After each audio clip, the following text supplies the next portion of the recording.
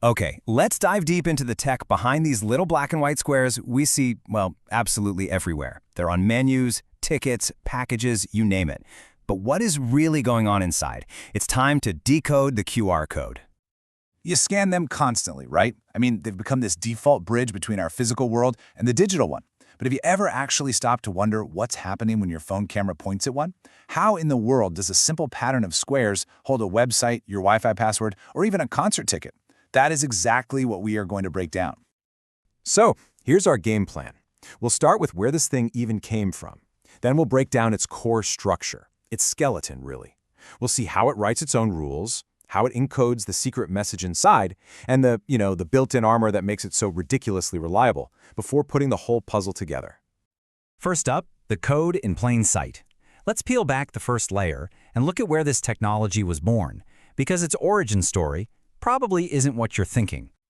Get this, the QR code wasn't born in some Silicon Valley garage. Nope. It came from a Japanese car factory back in 1994. A company called Denso Wave, which is part of Toyota, needed a much better way to track auto parts than those old, clunky barcodes. Then, as smartphones got cameras, the technology kind of found its way into all of our pockets.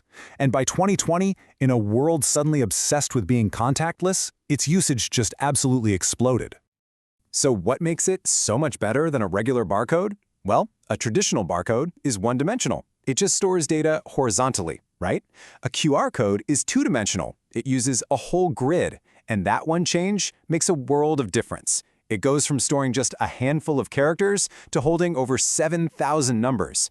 And, crucially, you can scan it from any angle. That's why it feels so instant and convenient. And that brings us to Section 2, the skeleton on the map. We're going to look at the fixed, structural parts of every single QR code that basically let a scanner know it's even looking at one in the first place. So picture this. You point your phone at a busy poster. It's got text, images, colors, and somewhere on it, there's a QR code. How does your phone's software instantly lock onto that one little square and just ignore everything else, even if your hand is tilted or the code is upside down? The answer is brilliantly baked right into its design. Every QR code has these three main structural landmarks. The big ones, of course, are the finder patterns, those big squares you see in three of the corners. They basically scream, "Hey, I'm a QR code," to the scanner. For bigger, more complex codes, you'll see smaller alignment patterns, which help with any distortion. And then connecting the big squares are the timing patterns. They look kind of like a dotted line, and they help the scanner figure out the exact size of the grid. Now, the real genius of those finder patterns is that they aren't just random squares. A scanner is looking for a very specific ratio of dark to light pixels, 1 to 1 to 3 to 1 to 1.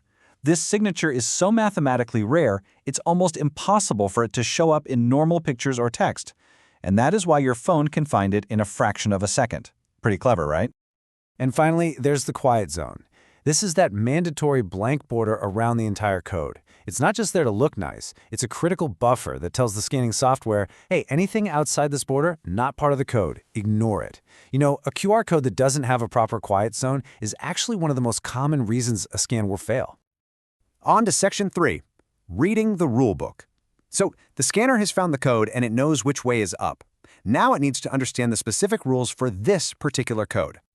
You see, every single QR code contains its own little instruction manual, and it's embedded right next to those finder patterns. This format information tells the scanner two critical things: what level of damage control it's using, and a special filter called a mask pattern, which we'll get to in just a minute. For the really big codes, there's also version information, which just tells the scanner how big the grid is. This means not all QR codes are created equal when it comes to toughness. The creator picks one of 4 error correction levels. Level L is for clean environments, right? It saves space for more data. But level H, on the other hand, dedicates a ton of space to redundancy, allowing it to recover from up to 30% of physical damage, like a scratch on a poster or a smudge on a ticket. It's a really simple trade-off. The more resilient you make it, the less room you have for your actual message. All right, Section 4, the secret message. This is the heart of it all. How does a simple URL, like wikipedia.org, get translated into that seemingly random mess of black and white squares? It's basically a 4-step process. First, the encoder picks the most efficient mode for the data. Is it just numbers or a mix of letters and symbols? Second, it adds a little header that says which mode it shows and exactly how long the message is. Third, the message gets converted into a long string of ones and zeros, binary. And finally, some special padding is added to make sure the data fills the grid perfectly. So where do all those bits go? They don't just fill in from top to bottom like you're reading a book. No, the data is laid out in this really specific snake-like pattern. It starts from the bottom right corner and zigzags its way up and down in columns, carefully weaving around all those finder and alignment patterns we talked about earlier. Now for my favorite part, Section 5, Built-in Digital Armor. This is where we get into the two incredible features that make QR codes so tough and reliable out in the messy real world. Let's just start with this number, 30%. That is how much of a high-level QR code can be completely destroyed, scratched out, torn, whatever, and your phone can still read the message perfectly. I mean, how is that even possible? Well, the magic is an algorithm called Reed-Solomon error correction. It's the same kind of tech used on CDs and DVDs to handle scratches. In simple terms, it analyzes the original data and it generates a set of backup data, these error correction code words. If some of the original data is unreadable, the scanner uses these backup codes as clues to mathematically solve for and literally rebuild the missing pieces. It's like a built-in data recovery system. Okay, but there's another problem. What if your data, when it gets turned into bits, creates a pattern that's just awkward to scan? Like imagine a huge block of all white, or a pattern that accidentally looks a bit like one of the Finder patterns. That could easily confuse a scanner. The solution for this is something called data masking. So before finalizing the code, the generator actually creates 8 different versions of it, and each one has a different mask applied. A mask is just a pattern that flips the colors of some squares. Then the generator scores each of those 8 versions against 4 penalty rules. It penalizes things like big blocks of one color, patterns that look too much like the Finder signature, or a big imbalance between the black and white squares. So, you've got 8 options on the table, each with a different score. Which one does the encoder actually choose for the final QR code that you see? It's simple. The one with the lowest score wins. The QR code generator automatically does all this evaluation and picks the mask that results in the most balanced, easy-to-scan pattern.